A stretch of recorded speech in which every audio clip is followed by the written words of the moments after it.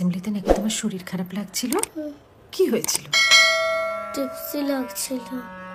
টিপসি লাগছিল? সেটা কিরকম?